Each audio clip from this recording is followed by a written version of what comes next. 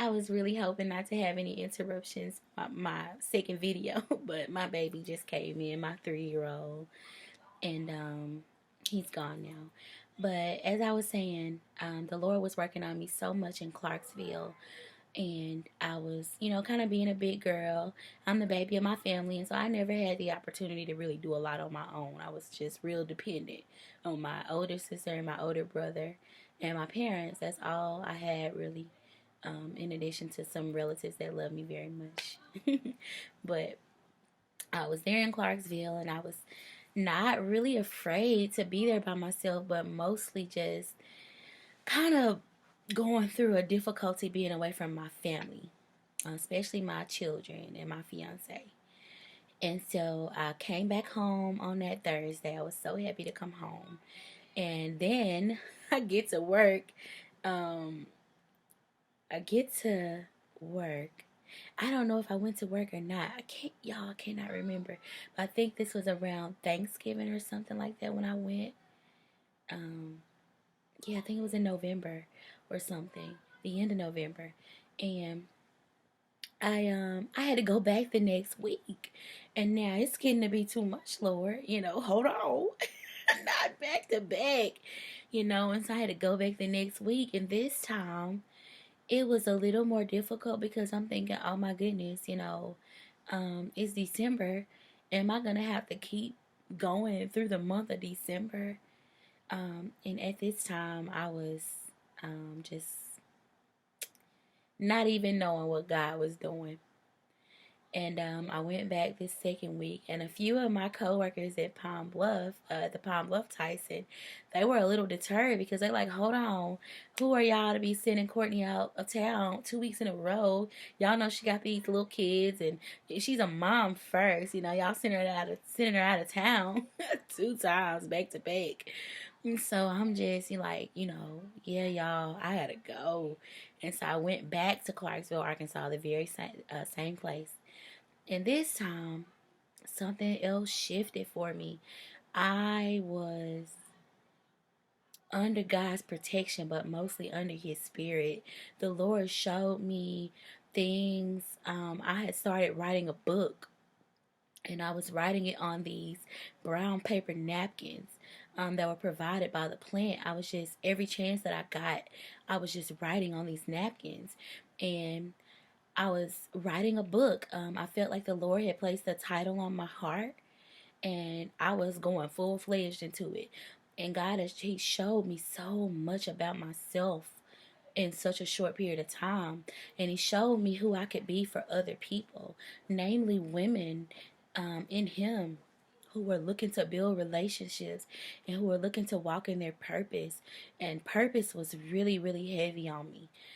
Just seeking my purpose beyond my job, because I'm one of those people that thinks that God wants us to be in His kingdom working and not so much working for the world, but there's a process.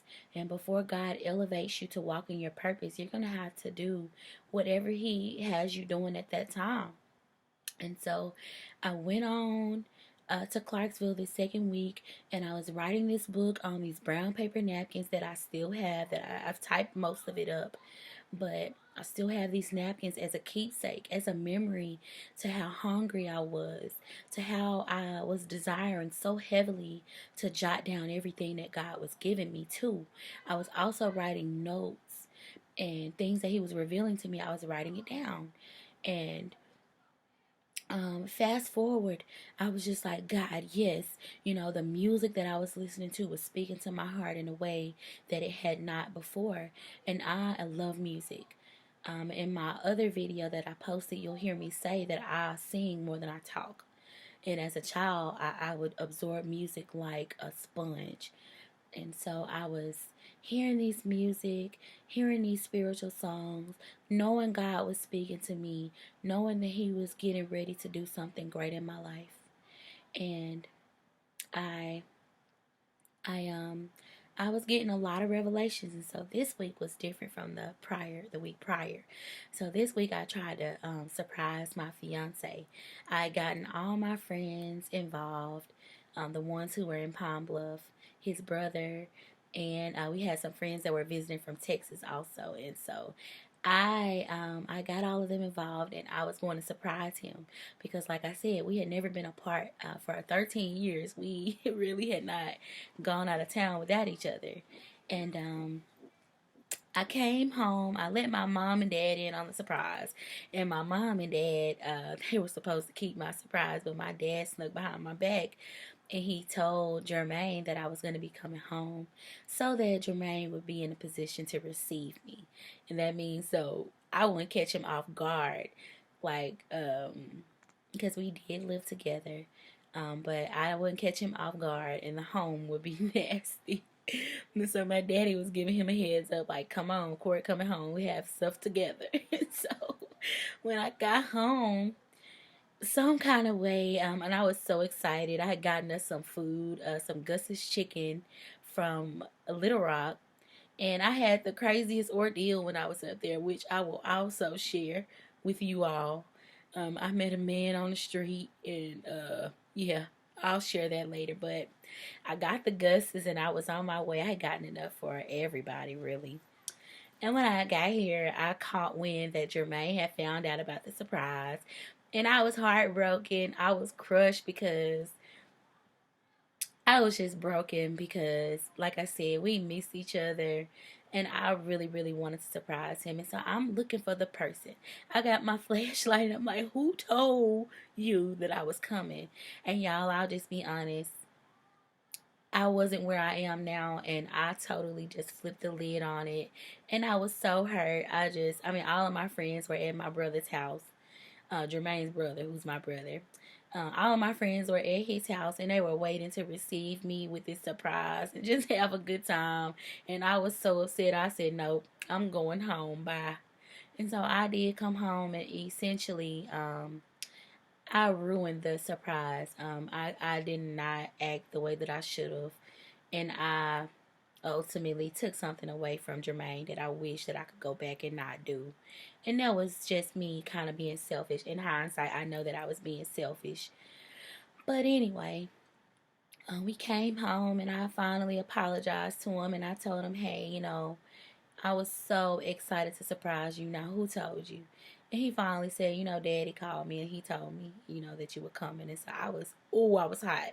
With my daddy, I was hot. Hotter than anybody should be with their daddy. Father, forgive me. But I called him and I told him, Daddy, please don't ever do that. Don't ever ruin a surprise for me again, because you know how big I am on surprises. Y'all, I really love surprises. I love surprises. And so I told him, Daddy, don't ever do that. Please, I can never tell you again if you're going to do that because you know me. So he apologized and he actually didn't even tell me he told. He was so hurt because he told Jermaine not to tell me and Jermaine didn't mean to tell me, but I figured it out. I put two and two together, so he finally did. And it's so funny now that I think about it, but that was a learning experience because I later realized, or I was later informed, that my daddy was looking out for his baby. He was trying to get Jermaine to have everything together. And I'm really regretful that it happened that way. And so I went on to surprise him another time after that, but I can't quite remember when that was because I did not go out of town the third week, not the consecutive week. I was able to stay home maybe a week or two before they sent me back out. And so, y'all, once this started, it didn't stop. It did not stop. And I said, Lord, am I getting good feedback? Why do they keep sending me out of town when I want to be out of town every week, God? And so they kept sending me out of town. I've gone to over 12 or 13 details as far as Kansas City, y'all. Liberal, Kansas, which is 11 hours away. Thankfully I didn't go on that trip by myself, but the furthest that I did go away by myself was an 8-hour trip to Kansas, Arkansas, Kansas. And God, he carried me the whole entire time. So I don't want to make the video too long, but I do want to give you all an adequate perspective of what my testimony is. And so I was going on these details and I was checking in, honey, and crying every week. I was checking into my hotel and crying.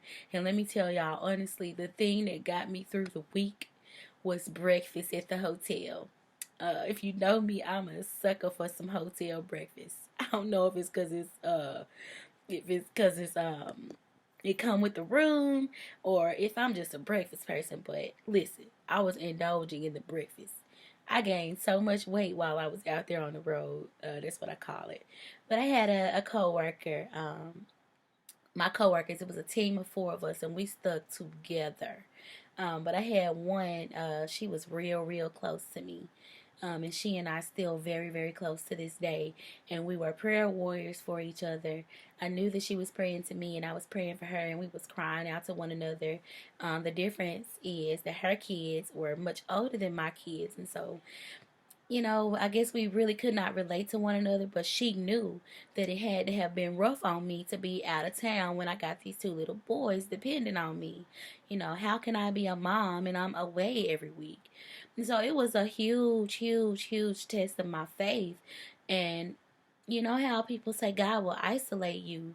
Well, God was isolating me, and I didn't even know it. At the time, I was just kind of kicking and screaming, but still holding on to the mustard seed of faith. I may have even had more than a mustard seed, but I was kicking and screaming. It took me to act like a nut before I came to myself every week. So I would go into the hotel room. I would check in with tears in my eyes and full blown boohooing when I got into the room every week. But when I got to work, I was doing what I love. I never had a bad day at work.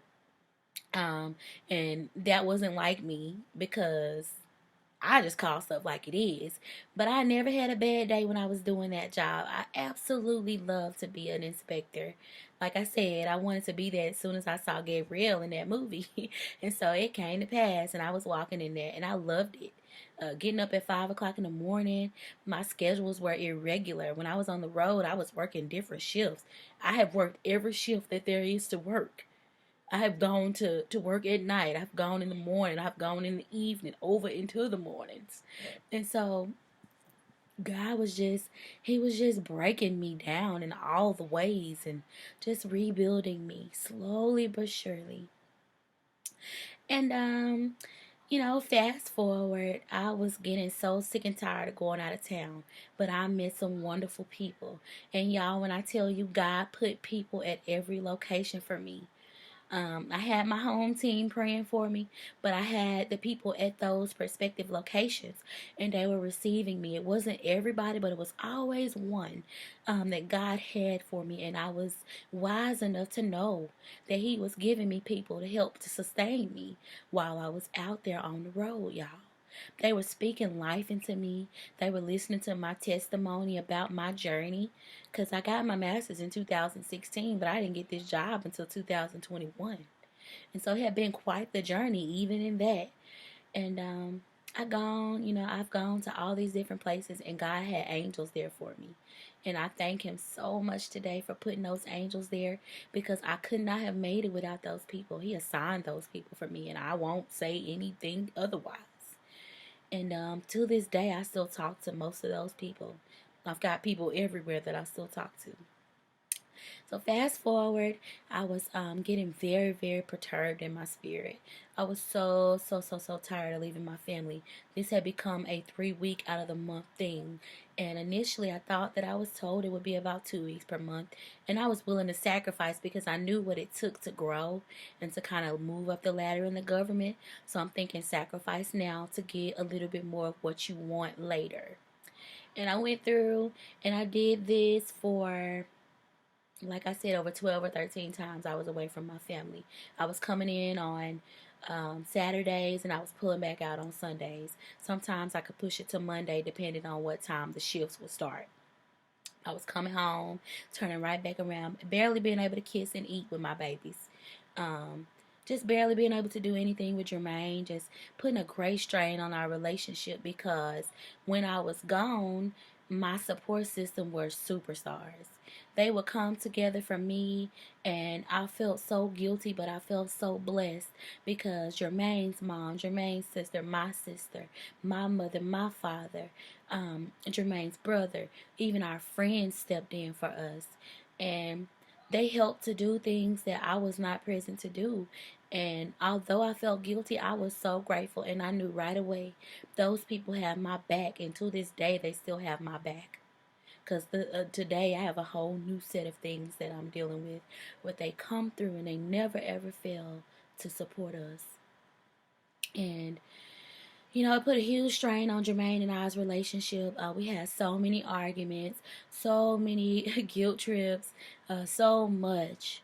It was hard on us. But we held to God's unchanging hand. And at the very end of the day, we prayed for relief and we prayed for understanding. We prayed for wisdom. Sometimes I would I would be able to see them. They would see me during the week. They would come and see me. And, the Lord just sustained us. He made a way out of no way for us to stay connected and for us to overcome what we had not ever dealt with before. And fast forward to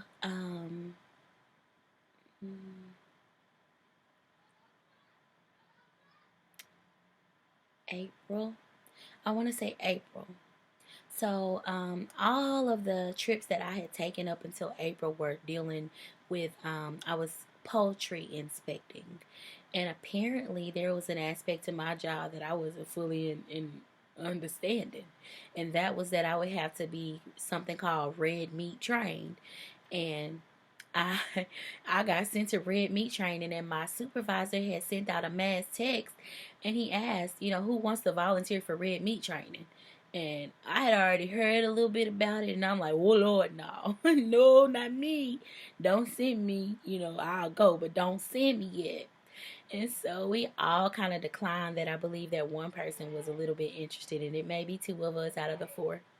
But I declined quickly because I knew that that was also going to be in Kansas. I didn't know what part of Kansas I would be detailed to, but I knew it was going to be a heck of a trip. And I was going to be gone for 2 weeks. And so I wanted to delay that as long as I could. But finally, time caught up to me in April.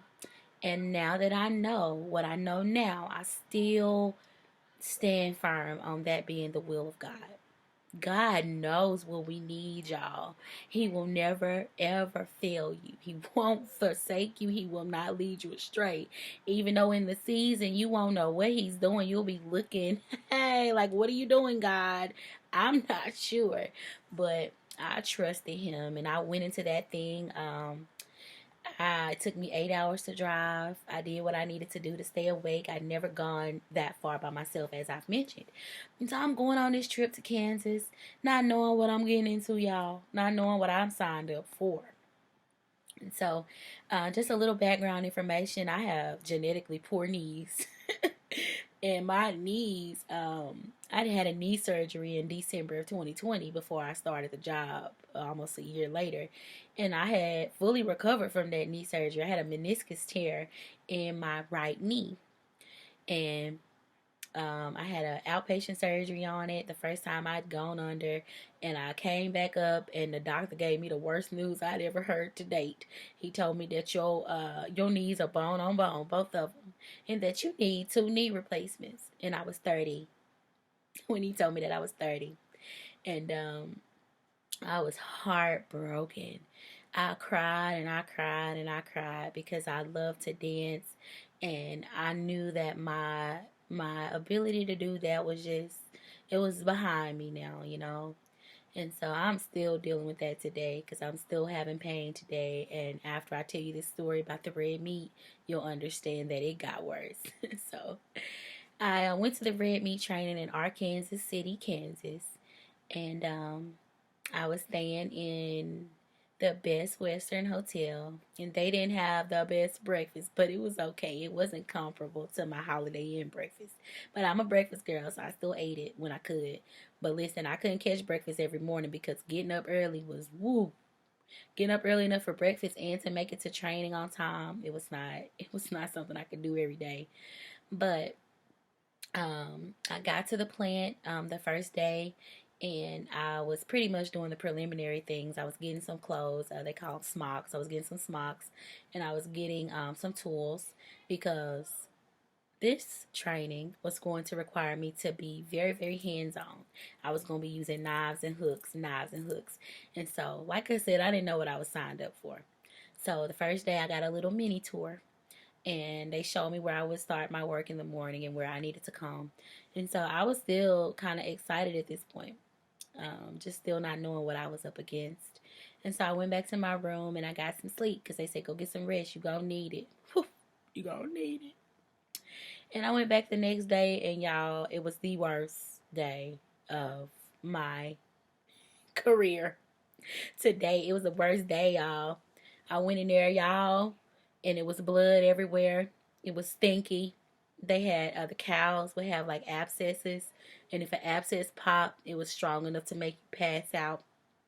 Um, I was having to learn how to sharpen my knife and learn how to hook and cut and move and walk. And y'all, I felt like I had gone from doing what I love to doing exactly what nobody loved to do. And that's just simple, like that's my truth. And I was miserable. And not only was I miserable, I was in physical pain.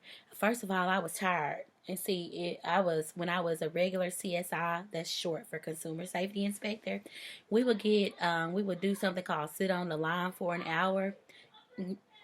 That's where we would that's when we would visually inspect the birds after they were plugged and everything, and they were eviscerated.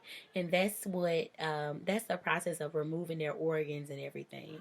And so I would just simply look for defects in the birds for 1 hour. And then the other hour, we would do other various tasks. We could sit down for a while, and kind of just pace ourselves as long as we achieved our task goals for the week. And so at the red meat plant, it wasn't like that. It was food inspection. So I stood about 7 hours per day. Now, mind you, I'd had the knee surgery and I told y'all I recovered. But I immediately texted my supervisor when I left that day and I told him, look, my knees are hurting bad. I can't take this. And this was day 1 of 10. And so he told me, hey, he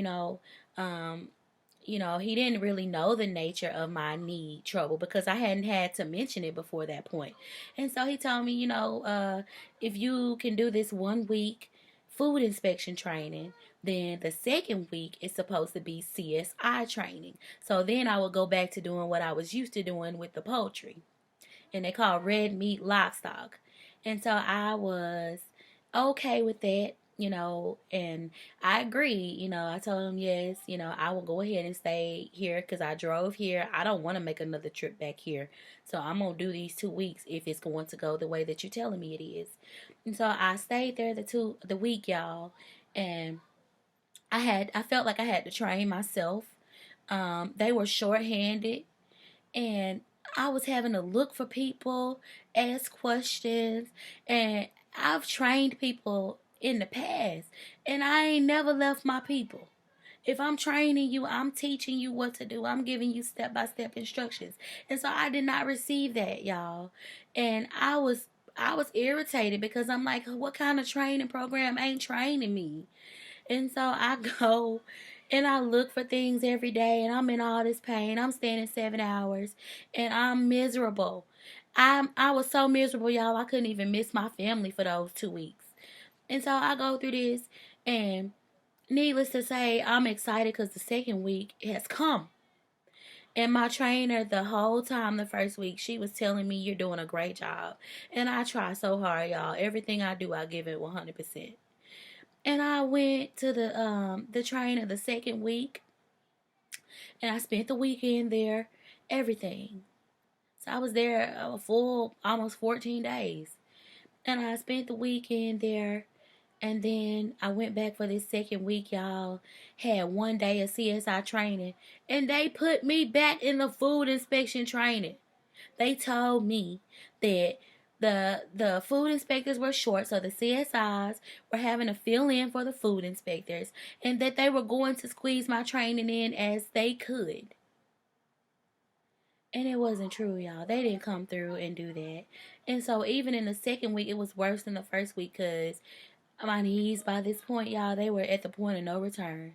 And I kid you not, my knees have never been there, have not been the same.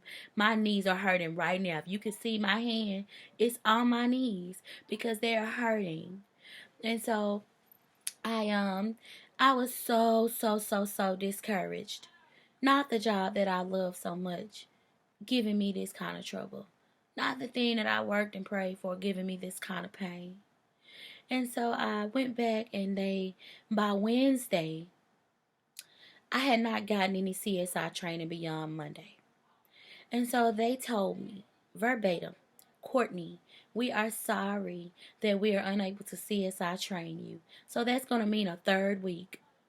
Y'all, 30 seconds or less, I was in tears in the bathroom in their locker room. Now, I was in tears in the locker room every day. I was in tears every day, but still holding to God's unchanging hand, because what I learned was don't step outside of the will of God. If you do anything, do not step outside of your process, especially when you know that God is taking you through one. The very worst thing that you can do is step outside of the process. Y'all, my baby called me again. I'm so sorry, but I'll be right back.